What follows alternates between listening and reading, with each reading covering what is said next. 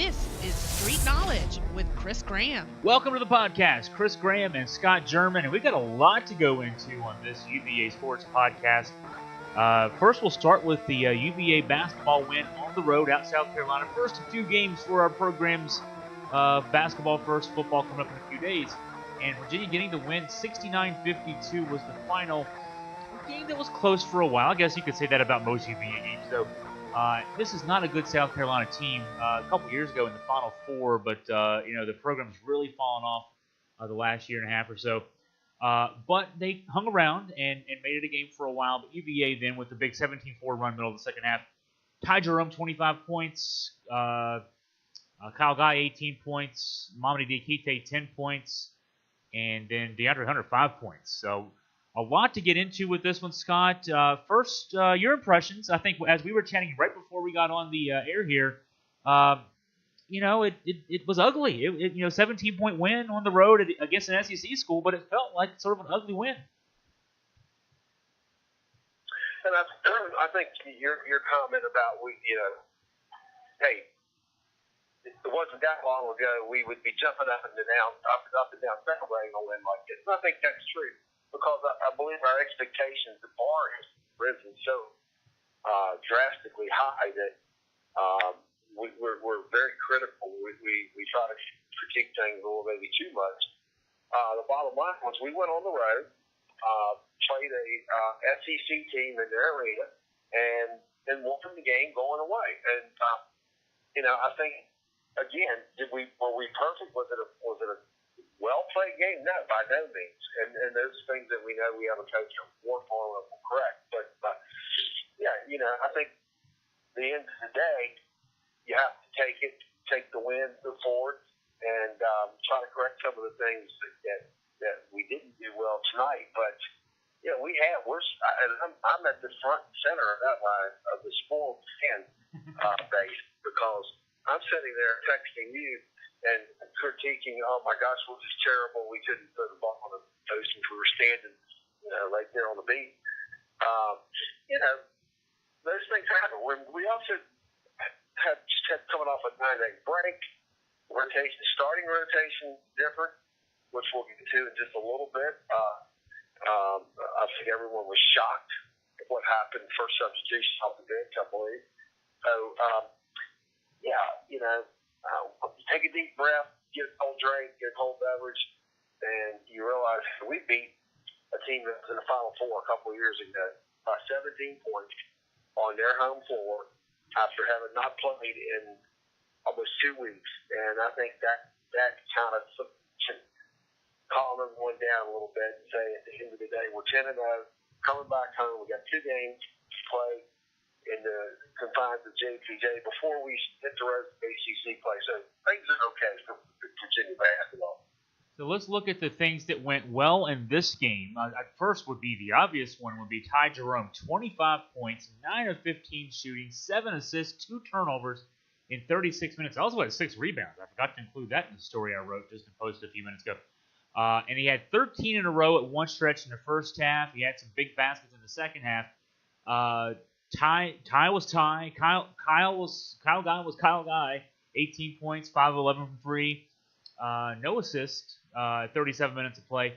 And then Mamadi Diakite, surprise start. He started in place of Kihei Clark, who we'll talk about in a minute.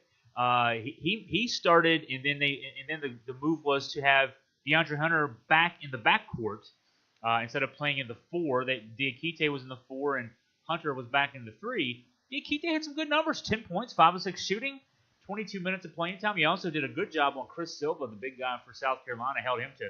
He had 11 points, but 4 of 12 shooting, and really struggled to get those 11 points. So Jerome, Guy, and Diakite all with solid nights. Yeah, we keep seeing this backcourt, and it's becoming quite apparent. This is probably the best backcourt in UVA history. Those two guys are just dynamic. I'm a little concerned that we're having a difficult time getting Hunter untracked. Hopefully will come around by the ACC play, but our backcourt play has just been phenomenal, and it's sure is a pleasure to watch them to watch those two guys play at the same time. You know, I'll go ahead and talk about Hunter. I was going to talk about Clark next, but let's go ahead and talk about Hunter since you brought him up. 23 minutes tonight, and not because of foul trouble. I mean, not necessarily. He had 3 fouls in the game, so it's not necessarily that the minutes were foul trouble. They may have been ineffectiveness. He was 2 of 10 from the floor, just 3 rebounds. He did have 3 assists. And I mentioned the 3 fouls, but of the 2 of 10, I went back and looked just to make sure. I went to the play-by-play to look at it closely. South Carolina blocked 4 shots. 3 of those shot blocks were on DeAndre Hunter's shots. I mean, this is a guy that we're talking about being a potential lottery pick in the 2019 draft if he comes out after his sophomore season. And I don't have the numbers for the Maryland game, but he had a couple of shots blocked there on drives to the hoop. He's taking the ball to the basket. He only went to the foul line once. He was 1 for 1 on the foul line. And that was on a little pop-up jumper from about 12 feet, so not even going to the rim. He's getting shots blocked. He airballed a 3. Technically not an airball. Hit the backboard on the other side after it completely missed the rim. A wide open 3. And I was also concerned, Scott. I don't know if you noticed this or not. I was tweeting about this all night. In fact, having a little bit of a Twitter argument with the UVA fan who thinks I'm crazy. But maybe I just see things that other people don't see. When South Carolina went zone, Hunter last year in that Duke game, when Duke played zone, the game in Durham, he was just a murderer in that zone. Virginia positioned him on the foul line, right below the foul line. He was sort of a center, the old timey centers who would get the ball and play the pivot, and he'd kick it out to the shooters, or he'd drop it down to Salt or Diakite, or he'd make the little jumper or drive to the basket. He was the key to that win at Duke last year. He was completely clueless tonight in the zone offense. Couldn't get the ball. When he finally did get the ball a couple times, he missed a couple jumpers, missed a layup. Really didn't do anything. I mean, it just was surprising to me that a guy that we know has all the talent in the world, just seemed lost out there. That's more concerning to me than that he's missing shots or anything else. He just seems like he's lost out there. Am I crazy, or did you see some of those things too? No, I agree. He doesn't look explosive. He's certainly not jumping like he did last year to start the season. He had a couple of shots blocked tonight. Had a couple of shots blocked last Sunday against VCU.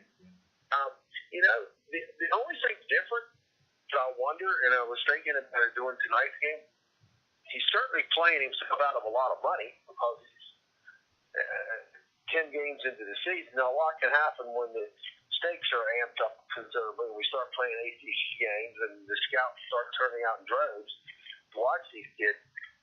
So he's got plenty of time to turn things around, but he's certainly right now he's not a lottery pick. So I'm wondering if his stamina is something that needs to be questioned, because he's going from playing 18, 19 minutes a game last year to playing about 34, 35 this year.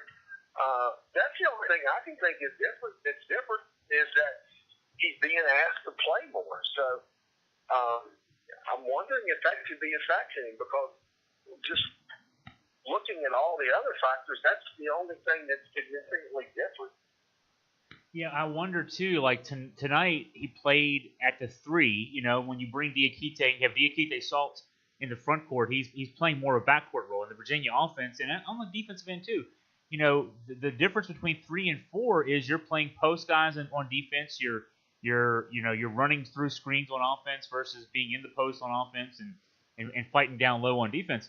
And I just wonder if maybe having to play these dual roles is affecting him. In the second half, in the first half when South Carolina played the zone defense, the zone offense was Hunter, go to the foul line and we'll try to get you the ball and do what Isaiah Wilkins did so well for 4 years in the middle of that zone offense.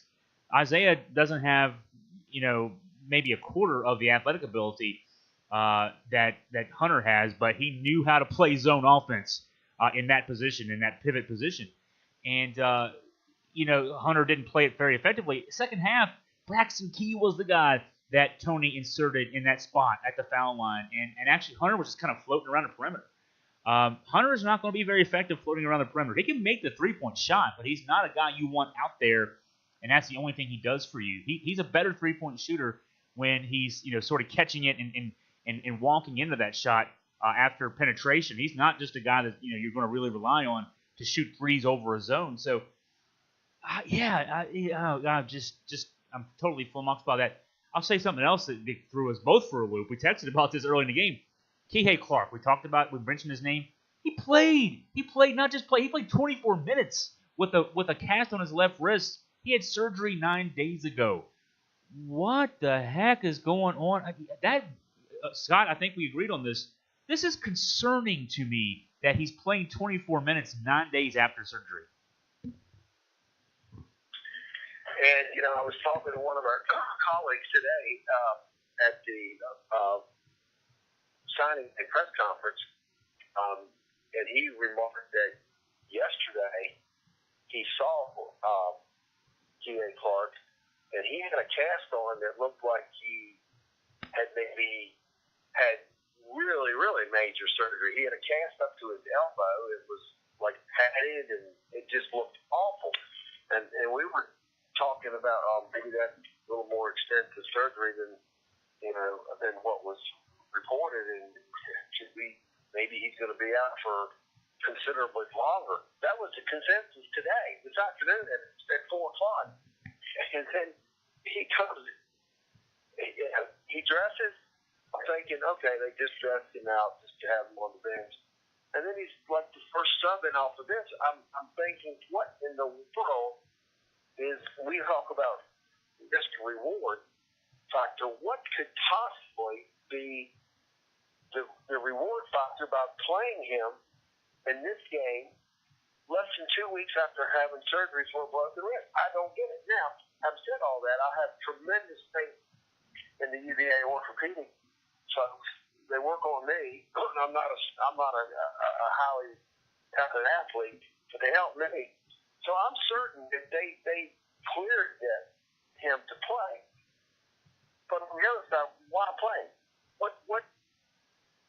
What advantage is that for Virginia by having Kihei play in this game tonight? I'm at a loss to rationalize this. I'm at a loss to rationalize as well. And actually, then you look at the numbers. I'm not just looking at the counting stats, as we call them. He had 2 points, 1 of 4 shooting, 2 assists in 24 minutes. Didn't turn the ball over. But because his value is never what the counting stats show you. It's what he does on defense, etc. But the one that Scott and I love the most, and if you listen to this podcast regularly enough, you know that we talk about the plus-minus stat. That's simply a reflection of the score of the game when you're on the floor. His plus-minus today was just +1. And what I noticed was, without going play-by-play through some of the issues, he's not able to play defense the way he can because he's got this big claw on his hand. And now he was able to ball handle well, but he wasn't the same today. Actually, Braxton Key though also was just a +1 on the plus-minus. The plus-minus leaders were Ty Jerome +20, Kyle Guy +18. Salt was a +18, Hunter was a +16, and Diakite a +11. So, and Anthony actually, Marco Anthony did get 2 minutes in the game in the first half, did get back off the bench in the second half, and he was a 0. So Clark wasn't as effective. So he's not as effective. And what are you doing? If he falls down again, takes another charge, and has to brace himself with his wrist, he might be out for the season. And you're in December on the road against South Carolina. These aren't the most important games right now. So what that says to me, Scott, and this is the thing that makes me a little worried, is that Tony thinks we can't win without everybody on the floor, and it's only December. What happens when we get to March? That's what the playing of Clark 24 minutes tonight worries me about the rest of the season, just in terms of what Tony thinks about this roster and maybe how limited he thinks it is, as opposed to how deep we thought we were just a few weeks ago. Yeah, that's the only thing. I thought, well, maybe he'd shake off the cobwebs. Well, there's no cobwebs to shake off. He played their last game. Yeah. The entire team would have cobwebs to shake off. And again, this is what's fun about being a fan, because we can sit here and talk all we want and second guess Coach Bennett. We're not. I mean, we're both at the vice president of the Tony Bennett fan club. We're not. I know we don't have any malice in us about questioning what Coach Bennett does, but we should know by now that to play him, even if it came down to, well, we need him to win this game. Well, we didn't need to win this game because Virginia more than anyone should know it doesn't really matter what your record is during the regular season. It's where you are at the end of the season, where you are when postseason begins. We found that out the very hard way last year. And for him to come back 9 days later, I know there's people that listen and say, well, you guys, you're not doctors. You've never had that type of injury. Well, and that's true on both counts. But I just don't see any advantage of him playing. And looking back, hindsight, he wasn't effective tonight. Yeah, I don't need to be a doctor to see a big cast on his left wrist and that he was not effective tonight. It's more a basketball thing than a health thing. I'm not concerned. I'm not raising any concern about Tony Bennett playing a guy who shouldn't be playing because he's hurt. It's more about playing a guy who's not going to be effective. And I'm not sure Clark was very effective tonight. So the concern I've got is that maybe the roster isn't as good as we thought it was. If you have to rush Kihei Clark back and play him 24 minutes in this relatively meaningless game, and there will be fans out there. Oh, every game is meaningful. Well, yeah, and the more meaningful ones come up, and still about 3 months away. So that's the ones we need to be focused on. And you want everybody healthy for those games. And I think that I'm worried about that. I'm just worried about that. Let's shift gears. Talk about how big. Okay. Well, we saw it. Tonight was a pretty good. Marco Anthony came in. He played 2 minutes.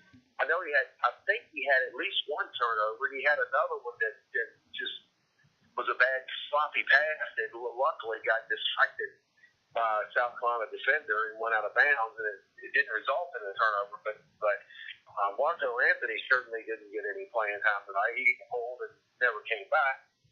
So it's pretty obvious that our depth right now is a question. I did listen to some of the game at the same time as I was watching. And when Clark came in, Dave Kane made Jimmy Miller, the analyst, and Kane were really surprised. I guess at that point they weren't surprised that he was going to play, but they made a comment that Kihei Clark was a real gamer, and that's why he's playing. Again, that to me as a coach would be telling me that's not playing, because being the gamer, how many times have we gone out and played pickup basketball and sprained ankles, or we had a bad head call, or we just didn't feel it? But we want to play. That's what players do. And I'm sure Kihei wanted to play. For the day, there's no way he gets on the floor. Maybe if he's healthy, if he's feeling like it, maybe Saturday against William & Mary, I'm probably keeping him shut down until the start of ACC play. Yeah, well, me too. I mean, at least say William & Mary is Saturday, and then there's another break, 9 days in between that game and UVA's final non-conference game, December 31st against Marshall, which actually should be a good game. Marshall made the tournament last year, won 27 games last year. But we're not the coach, but we're just saying, whether or not, we got to do our jobs here and tell you that we're concerned. And not about Clark playing and risking his health. It's more to me about, boy, if he's the only other guy we got. There's supposedly a lot of blue chippers sitting on that bench that haven't earned playing time apparently, and that's concerning to me the most.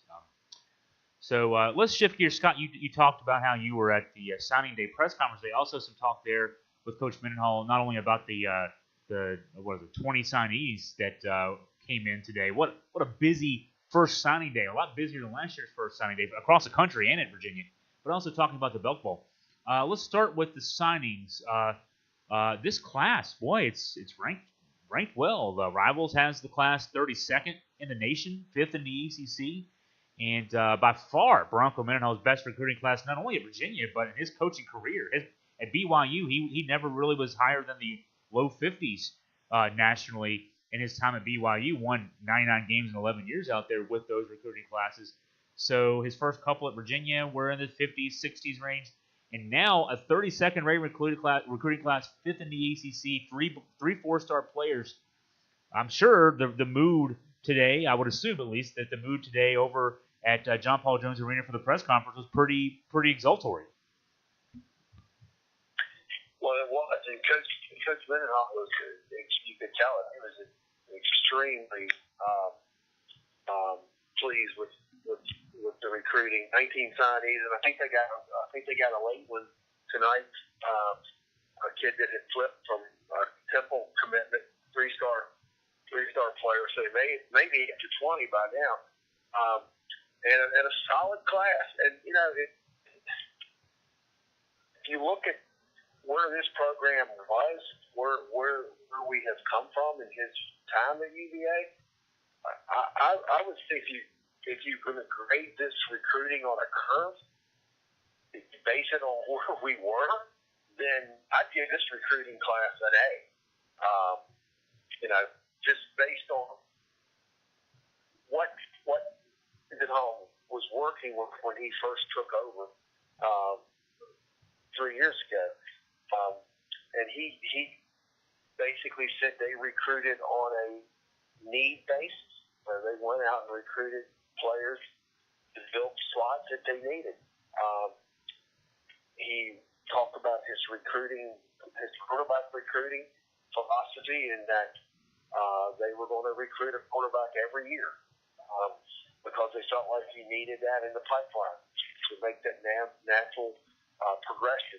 And that he related to having Perkins and the quarterback that they're bringing in was from a footprint of what Vice has laid out his 1 year at UVA. Talking about how the recession there with Perkins and Armstrong and moving down to Lindell. Was it Lindell? I guess the unofficial third-string quarterback. So, a need-based, and he was very, very pleased with it. One thing, there wasn't a lot of media there. I think a lot of the media was maybe down in Columbia covering the basketball game tonight. So there wasn't a lot of questions, and it went pretty quick. I was told that it would probably go about an hour, but it ended up being 25 to 30 minutes. And afterwards, he was just kind of standing around. And neither one of us are normally not ones to ask a lot of questions during the press conferences, but I had an opportunity to go over and ask a question that was not asked during the conference, and he went out of his way to tell me how he was surprised that wasn't a question that was brought up, and he was glad that it was asked. And then my question to him was, Coach, you had a good recruiting class. What do you think? How is your message being received now? How does that compare to your message that you first used on a recruiting trail? And is it different now? The message, is it changed that you've had a couple of years under your belt? And he took a great deal of time with me one-on-one to explain that this is the first time in his tenure at UVA that he really thinks he's being warmly received in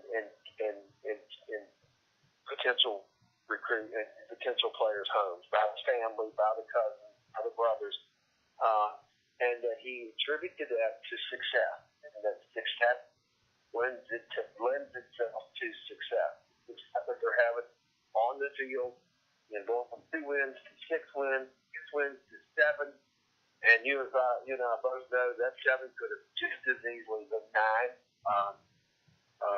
I don't buy into that. Well, it could have been 9. I buy into the Bill Parcells theory that you are what your record says you are, and what our record says we are right now is 7 wins.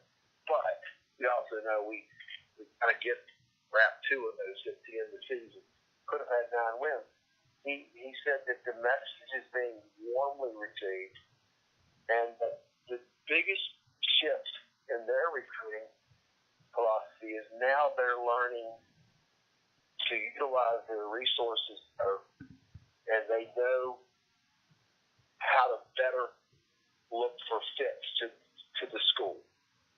And they're not wasting their time and their efforts recruiting kids that aren't going to be that good fit. He went on to praise Carter Williams for adding some staff. They now have a recruiting staff that does nothing but basically does analytical recruiting, and it brings these potential recruits, so that the coaches can spend more time coaching, less time out hunting for recruits. So he was very upbeat, and I'm glad I went today because I saw a different side of Virginia football, the business side of getting the profit there, getting the building blocks. And you know what? I'm impressed. I think he has a solid plan in place. You know, I'm noting while you're talking there, I was just doing some math in my head about, because for some people this will be important, and I would wonder if this came up during the press conference. I've got a transcript of the press conference, haven't read through it yet, so I'll ask you this question first, Scott, before I've even read through the transcript, because they didn't send it until literally about 20 minutes into the basketball game, so I haven't had a chance to review all this yet. But 4 of the recruits signed today of the 20 are from the state of Virginia. 5 are from Florida.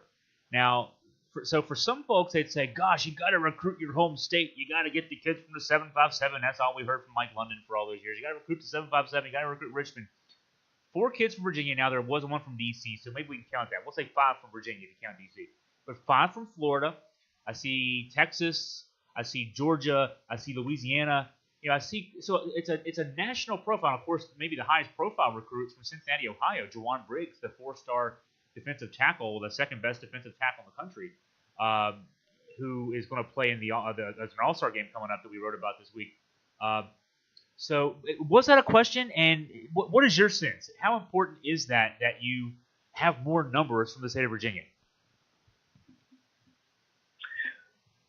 Well, being sort of an old man on the block, I used to think that if you couldn't recruit the state, then you stood no chance of winning. But I think the way the recruiting is done now, the technology that we have of being able to scout players anywhere in the country, the digital technology, looking at players' highlights. I don't think it's as critical that you recruit the state. And Virginia is such a national university, Chris, is far better than I did. You're going out, and if you're going out to the West Coast to recruit players, you're not recruiting players to an unknown commodity. You're recruiting players to the University of Virginia, perhaps the top-rated public university in America. Certainly the Stanford of the East Coast. So I don't think it's quite as important. And if you listen to the response that Coach Mendenhall gave me, shameless plug for Augusta Free Press, but it wasn't asked in the press conference. Not every recruit is a fit for the university. And that's not to say that the top-rated quarterback in high school wanted to play at UVA, that UVA would find a way to get him in. I don't particularly think that's. I think that would probably happen, but I think that the coaching staff now knows that not every player is a fit, either academically or just their values, or whether they align with Coach Mendenhall's values. So, and if you have the rest of the country at your doorstep to recruit, then why not? And they went down to Florida, and they got some good players out of the state of Florida. And just, again, the numbers. I mean, there's so many more potential players in the state of Florida. They can't all go to Florida State, Florida, Miami. A lot of them want to leave the state. A lot of them want to get out, want to see different parts of the country, and want to get a great education. So I'm not. The old school in me says if you can't go down to the 757 and take your pick and select whomever you want, and you're not recruiting, you're not going to be successful. I think that's a mentality now that's passes. And you look at the footprint of where he recruited this year. You're right. His best player came out of Ohio. So I think it's important to recruit the state, but I don't think it's as important that you have that stranglehold on certain geographic regions of the state. Yeah, I'm looking at the numbers, just looking at Rivals numbers as we were talking here. I looked at the top 25 players in Virginia on the Rivals board, and 2 Virginia signees among those. Ben Smiley was the top rated. He's the number 12 player in Virginia. Is that right? Number 12? Where did I have him? Actually, Smiley's 16th best player in Virginia, and then the 25th best player, Chase Chalmers. And then, Virginia Tech had 6, Penn State had 3, West Virginia had 2. So, but I guess it kind of makes me think, and maybe this is part of the reasoning for bringing someone in from the outside, like Bronco Mendenhall, when Craig Littlepage brought him in a few years ago, is just kind of start from scratch. Mike London recruited Virginia really well, and he had great recruiting classes. He had 3 straight top 30 recruiting classes, 2011, 2012, 2013. They didn't win, and he recruited Virginia almost universally. He was dominating Virginia and not winning games. And so, maybe you just tear those plans up, start over from scratch, and wherever the kids come from, you just want the best kids. And of course, Bronco's got a system too. We've said this a lot for our listeners out there. You're hearing us say the same thing over and over to some degree, but we still can't figure out what Mike London was trying to do, defensively, offensively, anything. He just never had systems in place.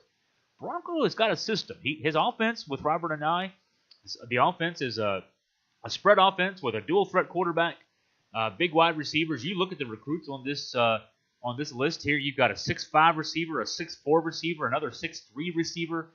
These are the receivers that he wants. Alameda Zacchaeus this year put big numbers up at 5'8", but he wants big guys. So he wants a big quarterback who can run, who can pass. He wants big receivers. He wants running back. And then on defense, he wants speed. And you look at where his priority this year again was on defense. He got a defensive tackle to plug the middle up, and then there's a lot of linebackers and cornerbacks and safeties on this signee sheet. So you see the philosophy coming through, and he's recruiting to his philosophy. And if you can't find those kids in Virginia, you just go find them. And obviously, that's what they did. They were able to find a lot of good players out there.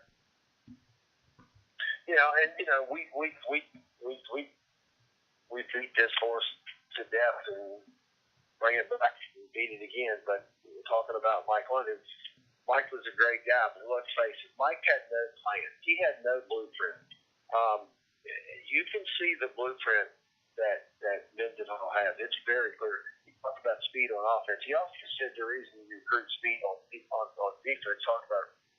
You mentioned recruiting speed to the defensive side of the ball. He also said that speed on the offensive side of the ball usually meant scoring a lot of points. And I agree with that too. You got to have it on both sides of the ball. I thought the press conference today was spectacular. Today I officially I've come off the fence a little bit. I'm fully bought into that. He was very articulate. He